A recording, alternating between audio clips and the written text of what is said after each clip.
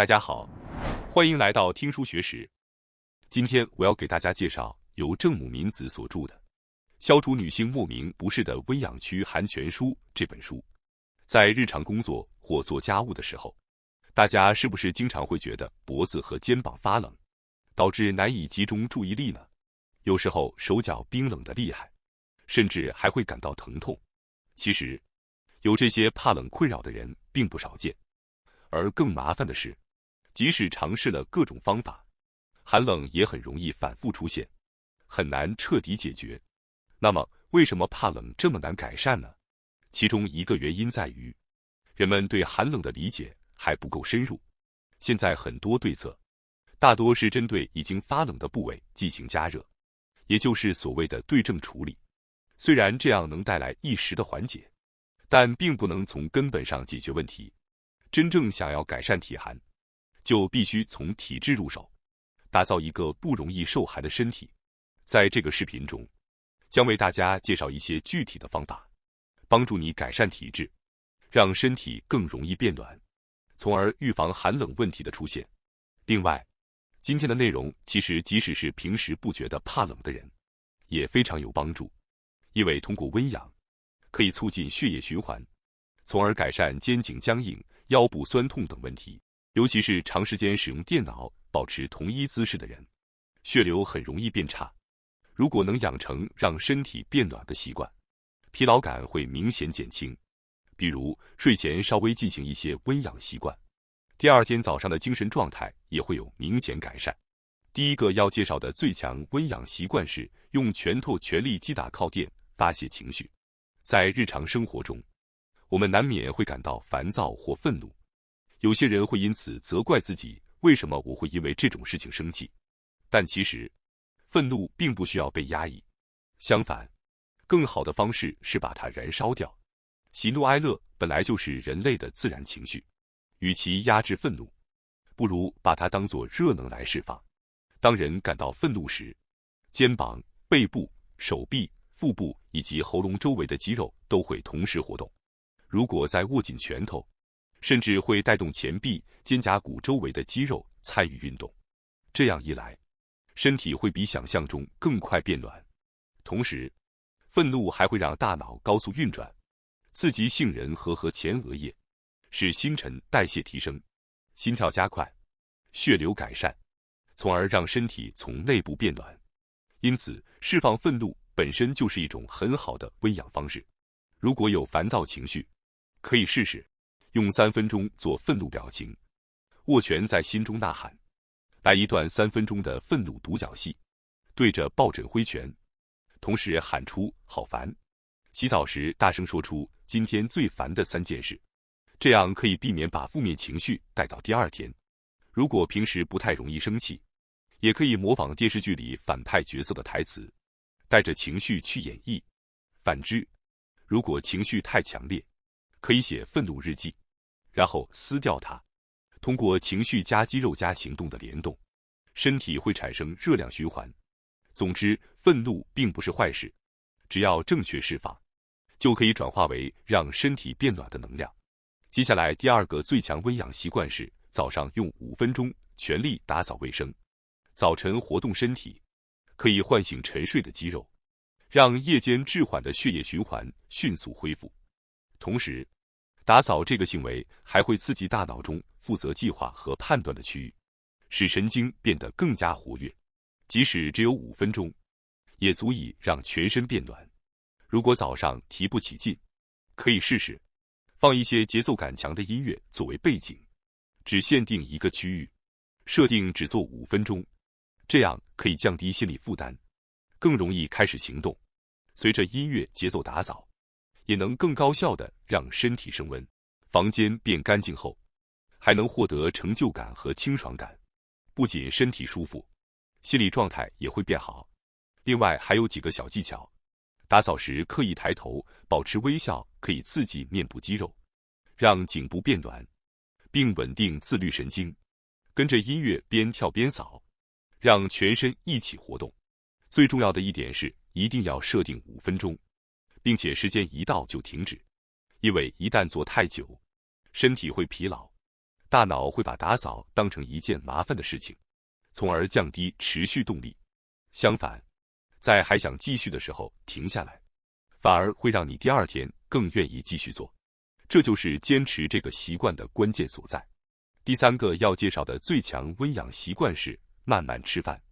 当我们进食时，胃会为了消化吸收和代谢而全力运转，从而在体内产生热量。特别是温热的食物和辛辣调料，能够促进血液循环，对于让身体变暖非常有效。这里最重要的一点是要慢慢品尝食物，每一口建议咀嚼20至30次，细嚼慢咽。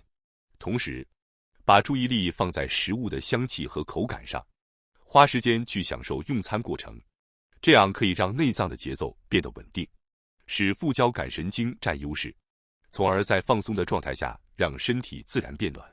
另外，当你感到很好吃的时候，大脑也会被激活。如果在饭后说一句“真好吃”，幸福感会进一步提升。还有一些有趣的做法，闭上眼睛吃同一道菜，更专注于味觉和嗅觉，一边听喜欢的音乐，一边用餐，在脑海中像美食评论家一样进行食评。这些方法都能增强大脑刺激，提高满足感，让身心一起变得温暖。总之，要用五感——味觉、嗅觉、触觉、视觉、听觉去感受食物。最后，带着感恩之心说一句多谢款待，内心也会变得温暖起来。接下来介绍第四个最强温养习惯是刻意用非惯用手做家务。如果我们总是重复同样的动作，身体和大脑就会进入省电模式，逐渐变得迟钝。这时可以尝试刻意用非惯用手来做一些事情，比如洗衣、打扫或做简单的料理。因为不习惯的操作会带来不便，这反而会让大脑高速运转。同时，肌肉也需要更加专注地参与细微动作。这种不顺手的状态，正是促进身体产生热量的动力来源。关键在于用一种支持自己的心态去面对这种不熟练。即使做得笨拙，只要你能肯定正在尝试新事物的自己，就能保持良好的情绪状态。可以从简单的事情开始，比如用非惯用手写日记或购物清单，用另一只手开门、折衣服或擦地，这些不便会直接刺激大脑，从而帮助身体产生热量。另外，也推荐一些双手同时进行的动作，比如用2只手同时画圆，这样可以同时调动左右脑和身体，让热量从体内涌现出来。不过需要注意的是，像菜刀、平底锅等有危险的工具，一定要用惯用手操作，确保安全。建议从简单、安全的动作开始，慢慢养成这个习惯。那么接下来要介绍第5个最强温养习惯是全力练习绕口令。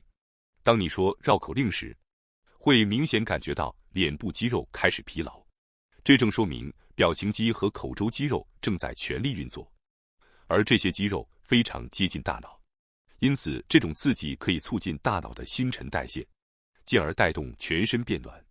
同时，在努力发音清晰不出错的过程中，大脑也会高度集中运转，这其实是嘴巴加大脑的同步训练。你会逐渐感受到一种从头部开始发热的感觉。如果中途卡住，忍不住笑出来也完全没问题。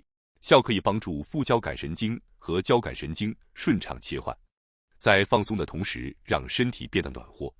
练习时也可以这样做，对着镜子把自己当成播音员来练习，加上肢体动作、手势，带动全身肌肉，边说边配合动作，让声音、注意力、自律神经同时被激活，这样会进一步促进产热系统的运作。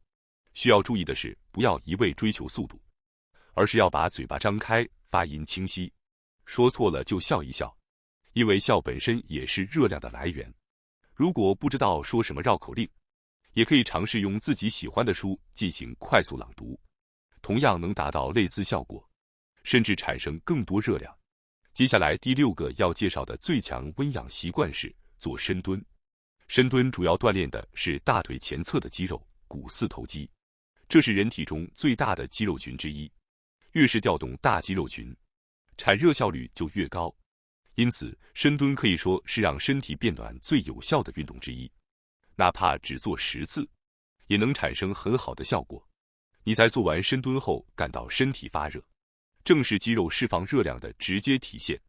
如果在动作中加入节奏，心率会上升，新陈代谢加快，血液循环增强，这样热量就更容易在全身流动。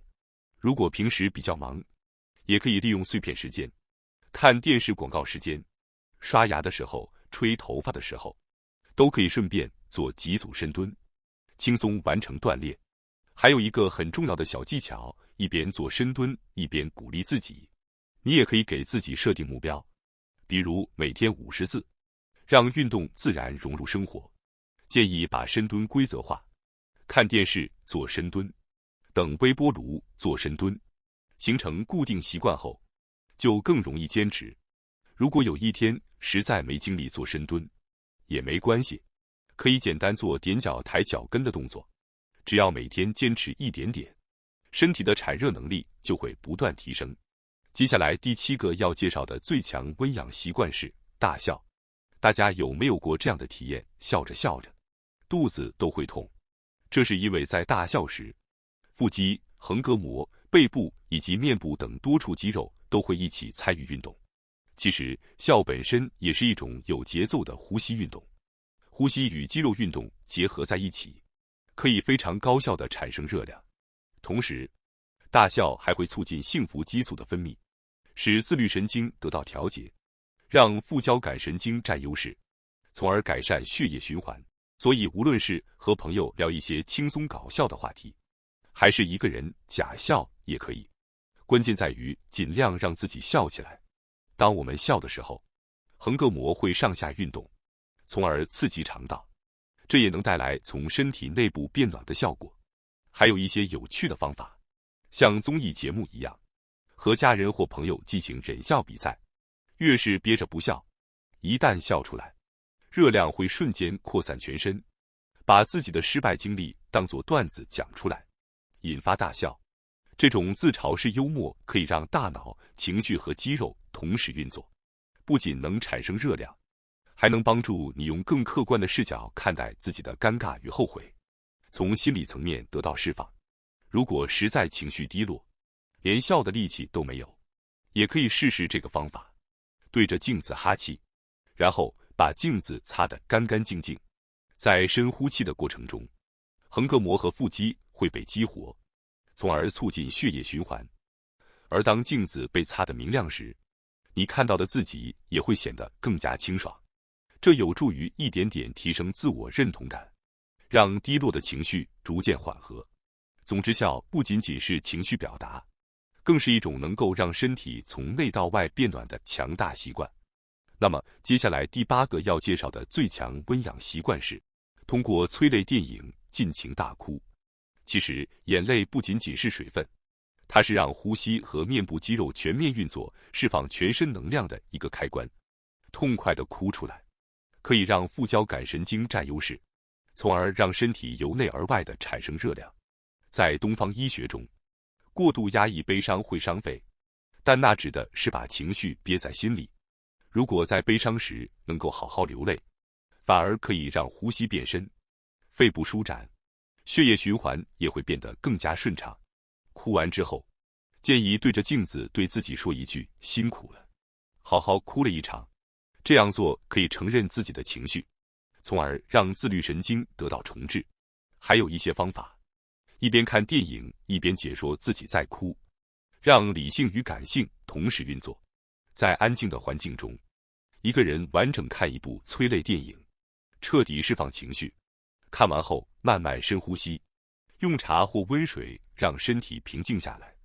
进阶一点的方式是，如果是熟悉的电影，可以带入主角，把感人的场景自己演一遍，这样能同时调动情绪、呼吸和血流，让身体更容易变暖。第9个要介绍的最强温养习惯是在游乐园尽情尖叫。当你坐过山车或进入鬼屋时，会有跳跃、奔跑、尖叫等全身运动。这些动作会调动大腿、小腿、臀部、手臂以及核心肌群，让身体不断产生热量。尤其是在大声尖叫时，腹肌和横膈膜会被激活，内脏也会被带动，同时兴奋、紧张、快乐等情绪会刺激交感神经，促使多巴胺和肾上腺素分泌，让心率上升、血流加快、呼吸变深，从而让身体从内部变暖。因此，像游乐园这种可以尽情释放的地方，对成年人来说也是非常好的温养场所。如果没时间去游乐园，也可以在家看恐怖电影，尽情尖叫，体验那种心跳加速的感觉。这种刺激感同样可以转化为身体的热量。接下来第10个要介绍的最强温养习惯是跟着节奏尽情跳舞。跳舞是一种结合了有氧运动和节奏运动的全身锻炼，不仅可以活动大腿、臀部、小腿，还能带动背部和手臂。当你随着音乐舞动时，心率上升，肌肉持续产生热量，同时跳舞还会促进多巴胺、血清素、内啡肽等快乐激素的分泌，让大脑活跃、压力释放，并调节自律神经。可以说，跳舞是一种身心一起变暖的快乐运动。建议在镜子前跳舞，给自己最搞笑的动作鼓掌，放开拘束，尽情做夸张动作。一开始可能会觉得害羞，但在家一个人完全可以放开来做。还可以尝试挑战不同舞蹈风格，如嘻哈、爵士，哼着歌进行节奏散步，这些都能调动平时较少使用的肌肉，提高产热效率。接下来第11个最强温养习惯是喜剧现场。现在喜剧演出非常流行，很多人都有这样的体验：看完偶像演出或大笑之后，手脚会变得暖暖的。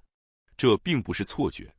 当你看到自己喜欢的人或事物时，大脑的奖励系统会被激活，分泌多巴胺，这种喜悦和感动会在体内转化为热量，再加上欢呼、鼓掌大笑，这些动作本身也会调动肌肉，使身体进一步升温。也就是说，情绪加动作等于强大的产热系统。如果不能去现场，也可以在家看视频，像在现场一样互动、鼓掌、喊声，和朋友热烈讨论喜欢的电视剧或作品。此外，还可以把让你感动的点写下来，通过用语言表达情绪，大脑会进一步整理这些感受，让这种温暖的能量在身体中扩散开来。所谓温活，并不仅仅是多穿衣服、喝热水这样简单的保暖行为，而是通过调动情绪、运动身体、激活大脑，让身体从内而外的产生热量。与其一味对抗寒冷，不如从今天开始，培养几个属于自己的温活习惯，哪怕每天只做1-2个，小小的改变，也会在不知不觉中，让你的身体越来越温暖，状态越来越好。愿你从内而外都暖起来，过上轻松有活力的每一天。感谢大家收看今天的节目。如果你喜欢我们分享的内容，记得点赞、订阅并开启小铃铛通知，第一时间获取我们的更新。在下次的节目中，我们将继续为大家分享更多有益的书籍。再次感谢大家的支持，我们下期再见。